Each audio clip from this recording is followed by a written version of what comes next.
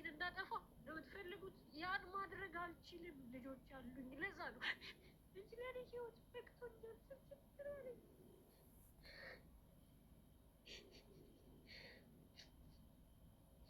ህይወት ከሰለች በጣም ቆይቷል። የቆየ መቼ ነው? የተከዳው ጊዜ፣ ማንነቴን ያጣሁት ጊዜ የሰለች ማለት ነው።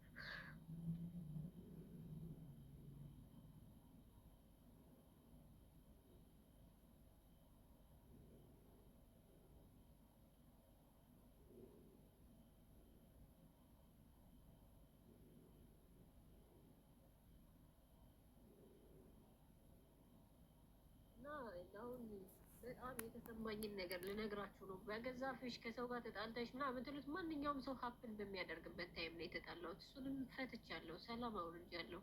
ማንም ሰው እንደሚያደርገው ነው ያደረግኩት አይደል? እሱ ደግሞ ታርቀናል። ሰው ጋር ታገናኙት። ይህ የራሴ ጉዳይ ነው። በራሴ ጉዳይ ነው የመጣሁት። እኔ ፍቱ ብያለሁ። እኔ በራሴ ችግር አንዳንዴ ሲከፋችሁ ሰው ያስፈልጋችኋል። የምታለቅሱበት ስልክ ደውላችሁ የምታናገሩት ሰው ያስፈልጋችኋል። ከዛ ሁሉ እኔ ርቄያለሁ። ያም ደግሞ የሆነው የሌለ ስም ስለተሰጠኝ። ያንን ሁሉ ስም እኮ እድሜ ልኬን እኮ አፍኜ ተሸክሜ የያዝኩት ነው አይደለ? ይዤው የኖርኩት ነው። ዛሬ ግን በየሄድኩበት ለምን እሳደዳለሁ? ለምን ሰርቼ አልበላም? ለምን አተውኝም? ለምን እኔን አተውኝም? ለምን ሰርቼ አልበላም? ሰርቼ እንዳልበላ ራሱ በሄድኩበት እየተከተላችሁ ነው የምትናገሩኝ። ይህ እየተከተላችሁ ማለት ነው። ስለሰደባችሁኝ አልከፋኝም። ግን የከፋኝ ምን እንደሆነ ታውቃላችሁ? ስራ መስራት ገንዘብ ማግኘት እየፈለግኩኝ ማግኘት ስላልቻልኩኝ ብቻ ነው የተናደድኩት።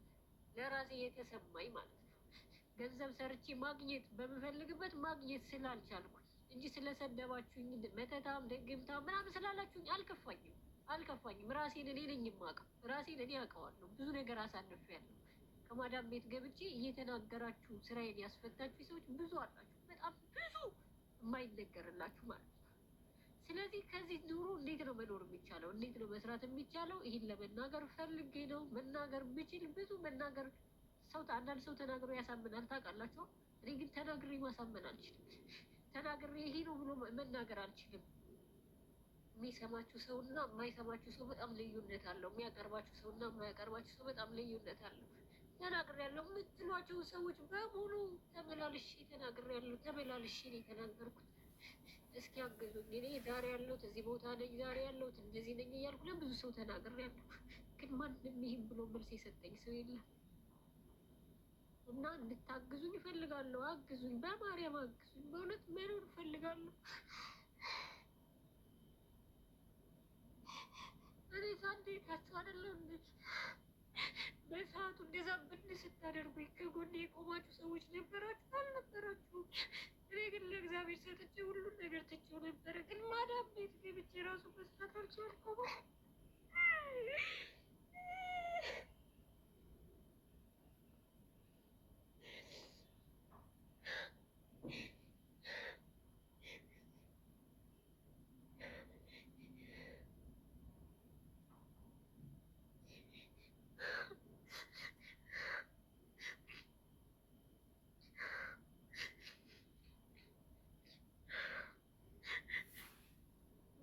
ወጥቼ እዚህ ጋር የምናገረው ስለባሰኝና መናገር ስላለብኝ ማልቀስ ፈልጌ አይደለም። አላለቅስም። ብዙ ነገር ችያለሁ። ብዙ ነገር አሳልፌያለሁ። ዱላ ይሻላል ለሰው ልጅ ማለት ነው።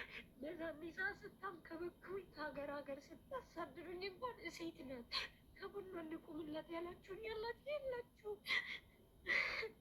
እንዲያውም እውነቴን ነው የደበቃችሁት። እውነት እያለኝ እውነቴን የደበቃችሁት ይዛልኝ ነበር።